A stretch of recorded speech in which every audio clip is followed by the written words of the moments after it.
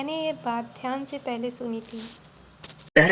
गूंज जाती। लोग उनसे पूछते तुम्हारा संदेश, तो वे कहते कि तुम हंसो, इस भांति जियो कि तुम हंस सको, इस भांति जियो कि दूसरे हंस सके, इस भांति जियो कि तुम्हारा पूरा जीवन एक हंसी का फव्वारा हो जाए। इतना ही हमारा संदेश है। वो हंस के हमने कह दिया, अब हम दूसरे गांव जाते हैं।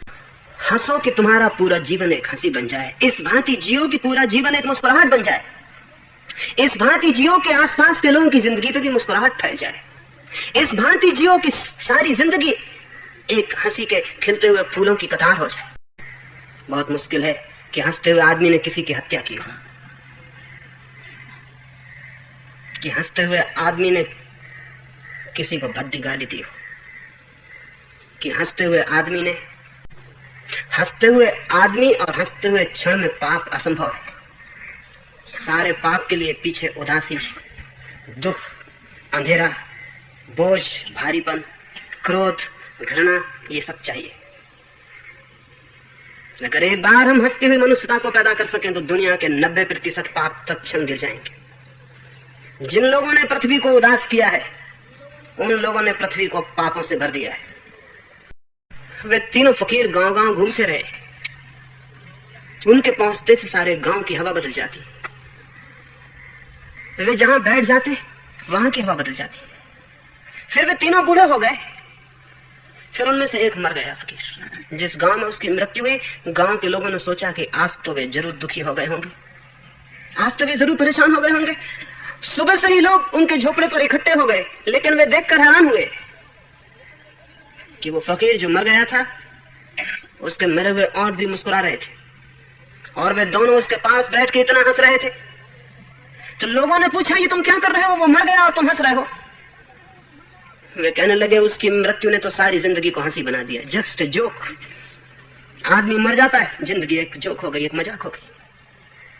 हम समझते थे कि जीना है सदा, आज पता चला कि बात गड़बड़। ये तो हम में से खत्म हुआ, कल हम खत्म हो जाने वाले। तो जिन्होंने सोचा है कि जीना है सदा, वे ही गंभीर हो सकते। जब गंभीर रहने का कोई कारण न रहा, बात हो गई सपने की। एक सपना टूट गया, इस मित्र ने जाके एक सपना तोड़ दिया। अब हम हंस रहे हैं, पूरी जिंदगी पे हंस रहे हैं अपनी, कि क्या क्या सोचते थे जिंदगी के लिए, और मान लो आखिर में यह हो जाता है कि आदमी खत्म हो जाता है। एक बबूला टूट गया, एक फूल गिरा और बिखर गया। और फिर अगर हम आज न हंसेंगे तो कब हंसेंगे, जबकि सारी जिंदगी मौत बन गई।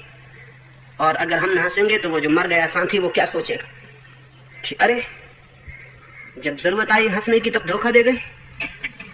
जिंदगी में हंसना तो आसान है, जो मौत में भी हंस सके वे लोग कहने लगे वही साधु। फिर वे उसकी लाश को लेकर और मरघट की तरफ चले। गांव के लोग तो उदास हैं, लेकिन वे दोनों हंसे चले जाते।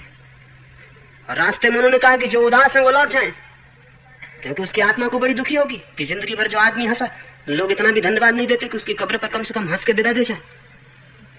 लेकिन लोग कैसे हंसते, हंसने की तो आदत ना थी। और फिर मौत के सामने कौन हंसेगा? मौत के सामने वही हंस सकता है जिसे मौत से ऊपर की किसी चीज का पता चल गया हो। मौत के सामने कौन हंस सकता है? मौत के सामने मरने वाला कैसे हंस सकता है? मौत के सामने वही हंस सकता है जिसे अमृत का बोध हो गया। गांव के लोग कैसे हंसते? मौत ने तो उदासी फैला दी। हम भी जब मौत में उदास हो जाते हैं तो इसलिए नहीं कि कोई मर गया, बल्कि इसलिए कि अपने मरने की खबर आ गई। नहीं, पर वे दो फकीर हंसते ही चले गए। फिर लाश चढ़ा दी गई अर्थी पर, और लोग कहने लगे जैसा रिवाज था कि कपड़े बदलो, स्नान करवाओ। उन्होंने कहा कि नहीं, वो हमारा मित्र कह गया है कि कपड़े मेरे बदलना मत, स्नान मुझे करवाना मत, ऐसे ही जैसा मैं हूं चढ़ा देना। तो उसकी बात तो पूरी रखनी पड़ेगी। उसको चढ़ा दिया, और फिर थोड़ी देर में उस भीड़ में हंसी छूटने लगी, क्योंकि वो आदमी जो मर गया था अपने कपड़ों में फटाके फुलझड़ी छिपा के मर गया था। उसकी लाश चढ़ गई है अर्थी पर, और फटाके फुलझड़ियां छूटनी शुरू हो गई कपड़ों में, अंदर उसने सब छिपा रखा। धीरे धीरे वो भीड़ जो वहां इकट्ठी थी वो हंसने लगी और कहने लगी कैसा आदमी था, जिंदगी भर हंसाता था और मर गया है, अब है भी नहीं, फिर भी इंसान कर गया है कि तुम अंतिम क्षण में भी हंसना। एक धर्म जो हंस सके। अब तक जो धर्म रहा है वो उदास है। मुदिता तीसरा द्वार है, हंसते हुए उस द्वार को पार करना। निश्चित ही जो आदमी पूरे जीवन को एक खुशी और एक आनंद बनाना चाहता है, वो आदमी भूल के भी दूसरे को दुख नहीं दे सकता, क्योंकि दूसरे को दुख देना अपने लिए दुख को आमंत्रण भेजना है। जो आदमी फूलों में जीना चाहता है वो किसी के रास्ते पे कांटा नहीं रख सकता, क्योंकि दूसरे के रास्ते पे कांटा रखना दूसरे को चुनौती देना है कि मेरे रास्ते पे कांटे रखो। जो आदमी उदास रहना चाहता है वही दूसरे लोगों से दुर्व्यवहार कर सकता है, लेकिन जो आदमी प्रफुल्लित होना चाहता है उसे तो अपने चारों तरफ हंसी फैलानी पड़ेगी। जो आदमी खुश रहना चाहता है उसे चारों तरफ खुशी बांटनी पड़ेगी, क्योंकि कोई आदमी अकेला खुश नहीं रह सकता। ये जरा समझ लेना जरूरी है। अकेला आदमी उदास रह सकता है, लेकिन खुशी, आनंद में, प्रसन्नता में अकेला आदमी नहीं रह सकता। अगर आप अकेले बैठे हैं कोने में उदास, दुखी, पीड़ित, परेशान, तो कोई भी आपसे ये नहीं पूछ सकता कि अरे तुम अकेले बैठे हो और उदास बैठे हो। लेकिन अगर अकेले में हंस रहे हैं आप जोर से खिलखिला के, तो कोई भी आके पूछेगा कि दिमाग खराब हो गया, अकेले और हंस रहे हो। लेकिन अकेले में उदास होने पर कोई नहीं पूछता कि इसमें कोई गड़बड़ है। अकेले में हंसते हुए आदमी पर शंका पैदा होती। उसका कारण, क्योंकि खुशी एक कम्युनिकेशन है, खुशी एक संवाद है, खुशी एक समष्टि की घटना। आदमी उदास अकेला हो सकता है, लेकिन आनंदित होना एक शेयरिंग है। इसलिए जितना खुश आदमी होगा उतना विराट मित्रों का उसका समूह होगा, क्योंकि जितना बड़ा समूह होगा मित्रों का उतनी गहरी और बड़ी खुशी प्रकट हो सकती है। अगर उदास होना हो तो अकेले में जाना जरूरी है, और अगर आनंदित होना है तो विराट से विराट होते जाना जरूरी है। जो आदमी परम आनंद को उपलब्ध होते हैं उनके लिए इस जगत का कण कण मित्र हो जाता है, तभी वे परम आनंद को उपलब्ध होते हैं, उसके पहले नहीं। आनंद एक शेयरिंग है, आनंद है मित्रों के बीच एक बंटवारा। दुख है अकेलापन। कभी आपने ख्याल नहीं किया होगा, जब आप दुखी होते हैं तो लोगों से कहते हैं मुझे छोड़ दें अकेला। जब दुखी होते हैं तो द्वार दरवाजे बंद कर लेते हैं, खिड़की बंद करके कोने में पड़े रह जाते हैं, क्योंकि दुखी होने के लिए अकेले होने में सर्वाधिक सुविधा होती है। लेकिन जब आप आनंद से भर जाते हैं तो द्वार दरवाजे तोड़ देते हैं, आ जाते हैं बाजार में, आ जाते हैं लोगों के बीच और पुकारने लगते हैं कि आओ मैं खुश हूं, आओ मेरे करीब। खुशी बांटनी पड़ती है, दुख अकेला भोगना पड़ता है। महावीर, बुद्ध, क्राइस्ट या मोहम्मद जिस दिन आनंद से भर गए उस दिन अपने पहाड़ों और जंगलों को छोड़ के भागे बस्तियों की ओर। जब तक दुखी थे तब तक गए जंगल में, पहाड़ पर। जब भर गए आनंद से तो भागे बस्तियों की ओर, लोगों के बीच। शायद ही किसी ने कभी सोचा है कि ये क्यों हुआ। बुद्ध को, महावीर को, मोहम्मद को, क्राइस्ट को, सबको लोगों ने एकांत की तरफ जाते देखा है और फिर एकांत से आते भी देखा है। जो आदमी गया था एकांत की तरफ वो उदास था, दुखी था। जो आदमी लौट कर आया है वो एक और ही तरह का आदमी था, वो आनंद से भरा था, प्रफुल्लित था। जैसे ही आनंद आया भागे वहां जहां बढ़ सके, जहां बांटा जा सके। दुख सिकोड़ता है, आनंद फैलाता है। दुख अपने में बंद करता है, दुख अहंकार में केंद्रित कर देता है, आनंद अहंकार को तोड़ डालता है। बह जाती है गंगा प्राणों की चारों तरफ, सब तरफ। परमात्मा की तरफ जाना है तो अपने में सिकुड़ने से काम नहीं चल सकता है। जाना है तो फैलना पड़ेगा, इतना इतना कि अपना जैसा कुछ भी न रह जाए, फैलाव रह जाए। और सहभागी बनना होगा इतना कि सारा जगत सहभागी बन जाए, सारा जगत, चांद, तारे, सूरज मित्र बन जाए। लेकिन इसकी जो बुनियादी दृष्टि है, जो बेसिक फिलोसॉफी है, वो क्या है? वो है एक हंसता हुआ व्यक्तित्व, एक प्रफुल्लित व्यक्तित्व, एक नाचता हुआ व्यक्तित्व, एक नृत्य करता हुआ व्यक्तित्व। और जैसा मैंने कहा, जितने आनंदित आप होना चाहते हैं, स्मरण रखिए उतना ही आनंद आपको चारों तरफ बांटना पड़ेगा, तब आनंद आपकी तरफ बहना शुरू होता है। हम जो बांटते हैं वही लौट आता है, हम जो देते हैं वही गूंजता है वापस और हमारे प्राणों की तरफ बह आता है।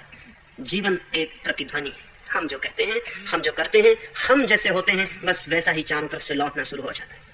ये संभव है क्या कि मैं आपकी आंख में प्रेम से झांकूं और 1000 गुना प्रेम वहां से वापस ना आ जाए? ये हो सकता है किसी दिन। अगर मैं आपकी आंख में प्रेम से झांकूं तो यह असंभव है कि प्रेम के अतिरिक्त और कुछ लौटा है। अगर कुछ और लौटता हो तो उसका मतलब है मैंने प्रेम से झांका ही ना होगा।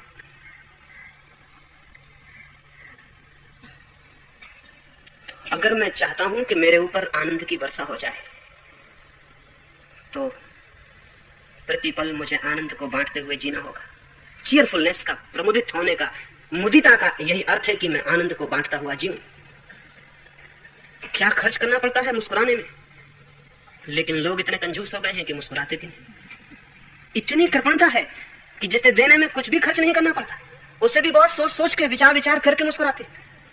आदमी को जांच परख कर लेते हैं कि इसके साथ मुस्कुराना कि नहीं, अपना वाला है कि नहीं, फिर मुस्कुराते।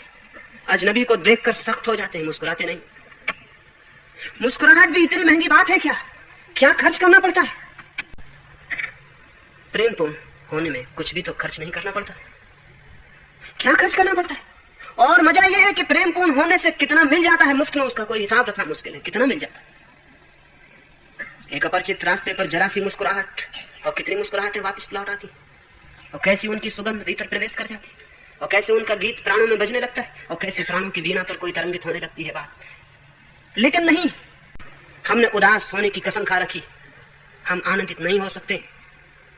हमने जिद बांध रखी है कि हम उदास ही होंगे, हम उदास ही रहेंगे, और फिर इन उदास हाथों को लेकर हम जाएंगे प्रभु के पास। इन उदास हाथों में खिलते हुए फूल भी अगर हम ले जाएंगे तो वे भी कुम्हला जाएंगे और उदास हो जाएंगे, उनको भी प्रभु के मंदिर पर नहीं चढ़ाया जा सकता है।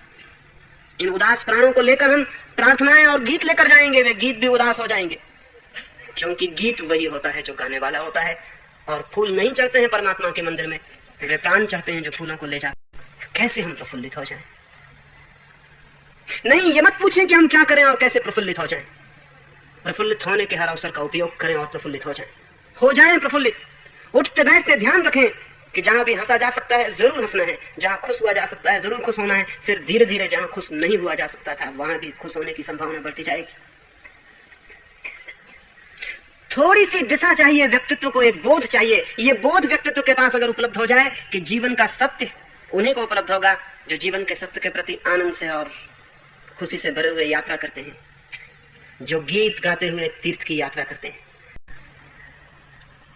कभी आपने फिक्र की कि सुबह उठते से ही पहला काम जीवन के प्रति एक आनंद का और अहोभाव की दृष्टि?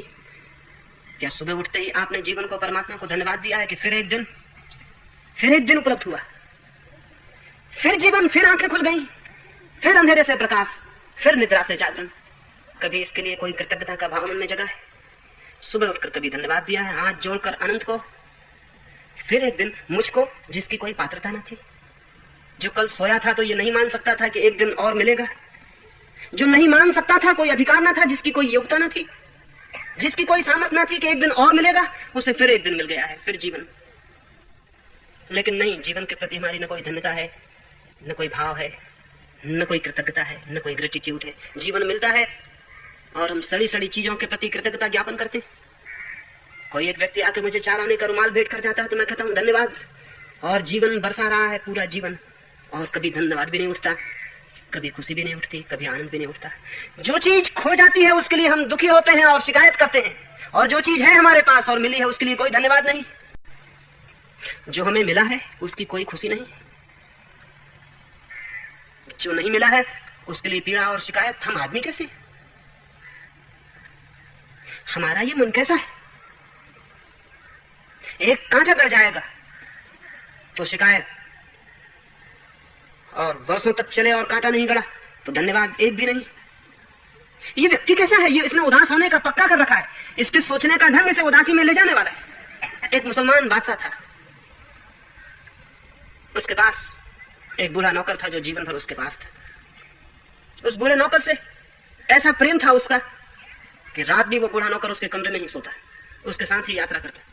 युद्ध के मैदान पर भी साथ था, महलों में भी साथ था, सम्राटों के घर मेहमान बनता तो भी वो बूढ़ा साथ था। वे एक दिन शिकार खेलने गए हैं और रास्ता भटक गए हैं और एक जंगल में खो गए हैं। एक वृक्ष के नीचे थोड़ी देर उन्होंने विश्राम किया। उस वृक्ष में एक फल लगा हुआ है। सम्राट जब घोड़े पे बैठा तो उसने हाथ बढ़ा के वो फल तोड़ लिया। उसने चाकू से उस फल की एक फांक निकाली, और जैसी उसकी आदत थी वो पहले उस बूढ़े की फिक्र करता।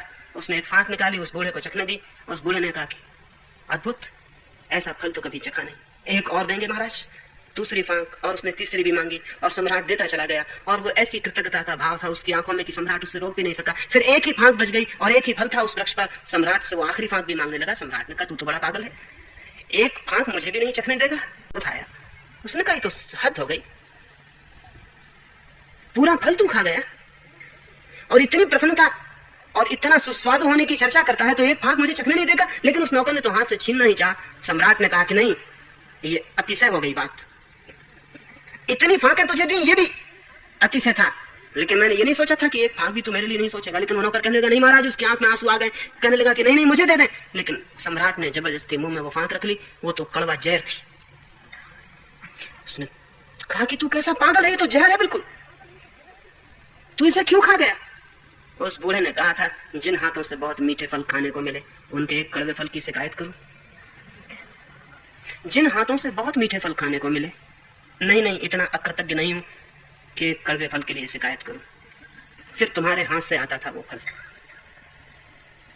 जीभ ने कहा होगा कड़वा है, आत्मा ने नहीं कहा। तुम्हारे हाथ से आता था वो फल, जीभ ने कहा कि कड़वा होगा, लेकिन आत्मा ने नहीं कहा। जीवन के अनंत अनंत आनंदों की वर्षा में उसका हमें कोई बोध नहीं, लेकिन जरा सी गड़बड़ और हम बोझ से भर जाते हैं। ये अप्रोच, जीवन को देखने का ये ढंग, उदास और दुखी होने की तैयारी है। मनुष्य उदास है क्योंकि उसके जीवन के देखने का ढंग गलत है। अगर मुदिता को उपलब्ध होना है तो जो मिल रहा है उसके लिए धन्यवाद को गहरा करना होगा। जीवन में परिवर्तन के लिए ये जरूर अपनाएं।